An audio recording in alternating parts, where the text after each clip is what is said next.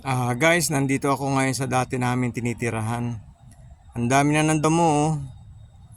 Pero i-develop naman yan. Kaya lang, ang tataas na ng mga, ano to, kugon ba to? Yan oh. Diyan. Itong pwesto ko, itong lugar na to, diyan kami dati nakatira. Tapos, pinadimulis ng government kasi tatayuan daw ng pabahay. Pero hanggang ngayon, wala pa. Ano pa, 2018 pa, nadimulis na kami dito eh. Ayan o. Ayun, panay na mo na. Hindi ko alam kung kailan uumpisan ulit ito.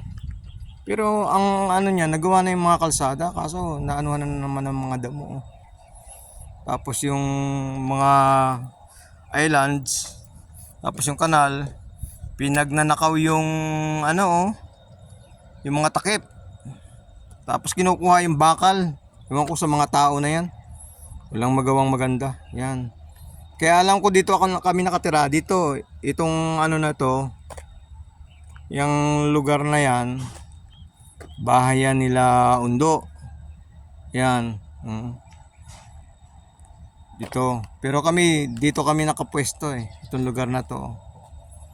Ngayon panay kugo na. Sige guys.